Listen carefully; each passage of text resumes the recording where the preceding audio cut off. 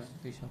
ছোট ভাই দারাজ থেকে একটা লকার অর্ডার দিছে, যে লকারের মধ্যে সে অনেক টাকা পয়সা জমাইতে পারবে। তারপরে সে তো দারাজে দেখা তো মনে করছিল যে লকার তো মাশাল্লাহ 400-500 গ্রাম হবে। তারপরে দারাজ তাকে যা দিয়েছে, এটার মধ্যে সে এখন টাকা রেখে টাকা জমাবে।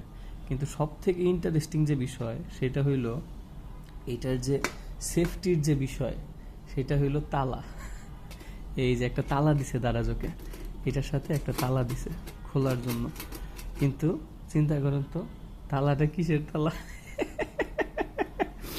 তালাটা প্লাস্টিকের তালা।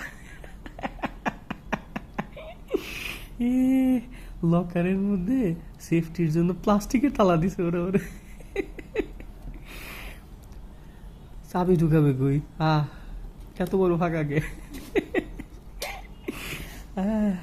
আর লকার বলতে একটা টিনের কৌড়া করছে কি শালারা কাইটে।